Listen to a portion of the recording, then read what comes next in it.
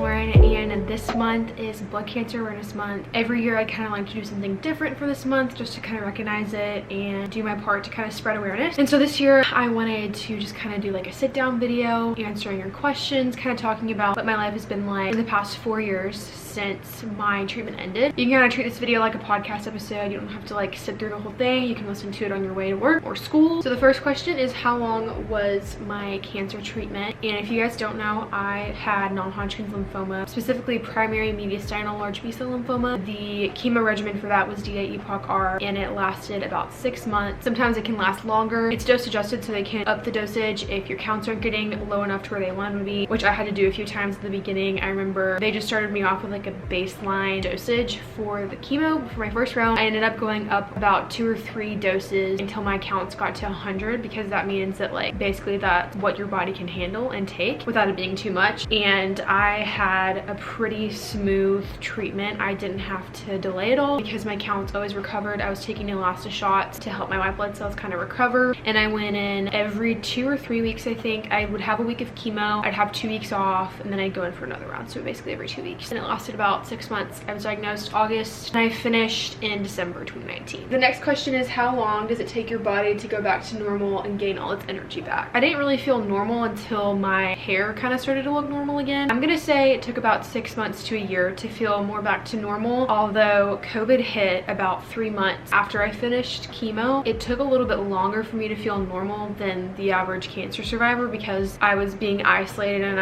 we were in a pandemic. Life did not feel normal for a couple years. Do relapse scares get easier? Have you had any? And mental health tips. Relapse scares do get easier. I really don't think about that unless I have a doctor's appointment coming up. I'm just having an off day, I guess. Most of the time I'm too busy to even like think about that, give that a second thought. I've had one relapse scare. It was about, I think it was the first time I went to the doctor post-treatment. Basically I don't get scans when I go. I just get my blood drawn and they test this level called the LDH, which is a lactate dehydrogenase, something like that. So when I went in the first time, it was elevated a little bit. Not much, like not how it was when I first got sick, but it was elevated a little bit that they wanted me to go down and get a CT scan or an x-ray. I think it was a CT scan. And like, I have never been more scared in my life. I started bawling.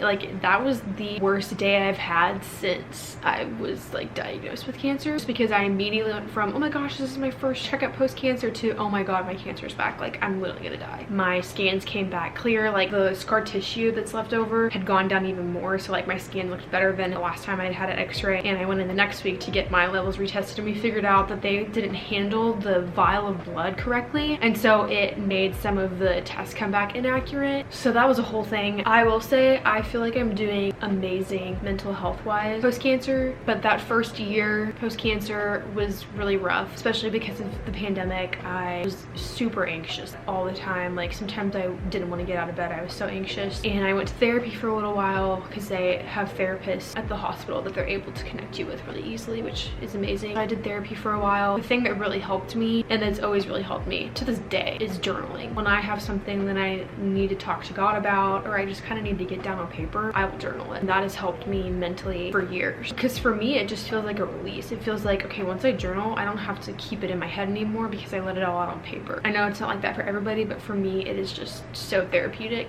And it's also really cool to go back and read your journal entries from like a year ago, because you remember all those feelings, and you can also look back and be like, wow, look how much I've grown, or God answered that prayer that I had a year ago. So that's the biggest tip I think I could give you. Somebody else asked, how have your dates/relationships been affected by you being a survivor? When to tell them? I have been in a few relationships since I finished chemo, and it's never been a big deal. I'm very open about it on social media, so most of the time they already know before we go out on our first date what I've been through. And also it's not really an issue for me to bring up. It's just a part of my life. So when I'm getting to know someone, it's kind of like automatically just gonna be brought up. And it's not something I'm ashamed of, it's something that I'm proud of. So I have absolutely no problem talking about it. The one thing that has been tough to talk about is the long-term side effects, and specifically the fertility. It's always been my worst fear in a relationship to have to open up to the other person and be like, hey, I might not be able to have kids one day. I might have trouble having kids one day. It's always been a fear that they won't want to be with me because I maybe possibly one day wouldn't be able to give them children. And I talked about this in my fertility videos before, how the part that I always go back to is that my body may not be able to do what it was literally made to do. But thankfully, every guy I've been with has been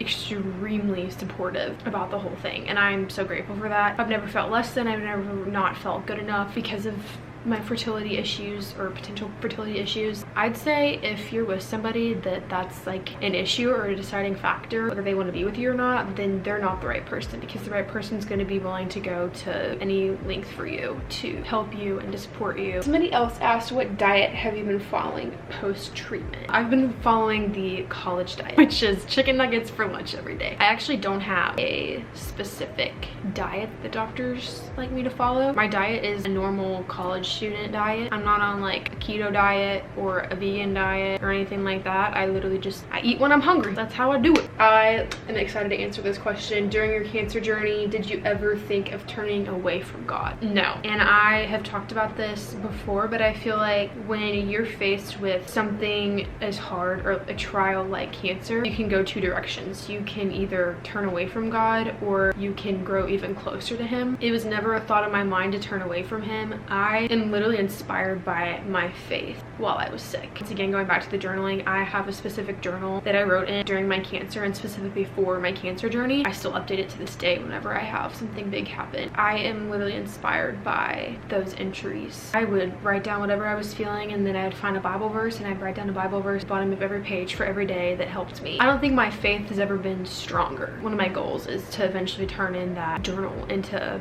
a Bible study and a devotional for cancer patients. So maybe one day you'll read it. I never once blamed God for what I went through. There were a few times where I was frustrated with God, but I will say that I found so much purpose in what I went through. I wouldn't have got back into social media. I wouldn't have shared my cancer story, and because I got back into social media, by the time I went back to school, I knew what I wanted to do, and God truly works everything together for the good. Is there some type of annual checkup, and what does that look like? Yes. I was going in every 6 months. I think it's every year now, or maybe it's still every 6 months. But basically, I just go in for a checkup and a physical kind of. I was still at the pediatric hospital for a while, but this year I got transferred to UT Southwestern, which is the adult hospital, like literally right across the street from Children's. I go in, I talk to my doctor, and then I'll go down to the lab, get my labs drawn, and then I'll get out, I'll walk out of there. It's definitely shorter than when I was at Children's, because when I was there, I'd have to wait on my labs to come back. I'd have to talk to the doctor. I don't get scans anymore. I just get my blood drawn, and as long as everything looks good on my counts, I'm good to go, because they don't want to expose me to like excess radiation. Do you feel like you're still the cancer girl? I took this question like, do you still feel like cancer defines you? No. I feel very separated from that experience, and people around school don't really know me as the cancer girl because they all met me after. Mostly everybody knows that it's a big part of my testimony, and I talk about it very openly. It plays a part in my life as much as I want it to, but it doesn't define me anymore, and I think I have a good healthy balance of that. And I still talk about it because I know it helps other people out there, so I never ignore it. I never try to act like it didn't happen, but I also don't let it define me, because there's so many other things that define me. The question, do you get sick more often than others? I don't think so, but in college during the fall time, everybody just kind of feels like they're sick and sniffly all the time. I've been sick quite a few times since I finished treatment. I wasn't more sick than I would get before. Nothing can feel as bad as chemo, so every time I've gotten sick, I'm like, this is not as bad as chemo, like I can suck it up. When did you start to feel a sense of normalcy return after treatment? I felt my confidence return. I literally have a specific picture where my confidence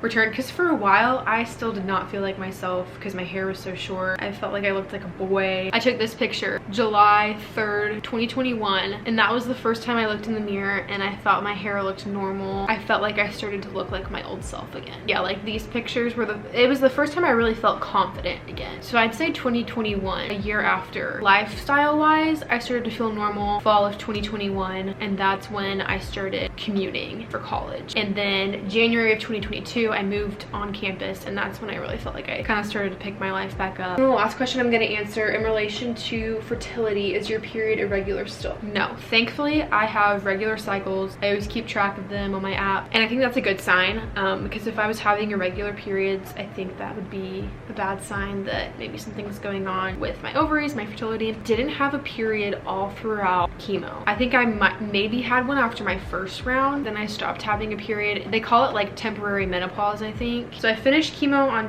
in December of 2019, and I had my first period post-cancer February of 2020. So it took about a month or two to get my period back. Those are all the questions I wanted to answer. If you have any more, please leave them in the comments and I will answer them. I always try to go back and answer questions. Hope you all enjoyed this video and found it helpful. I will see y'all next week. Bye!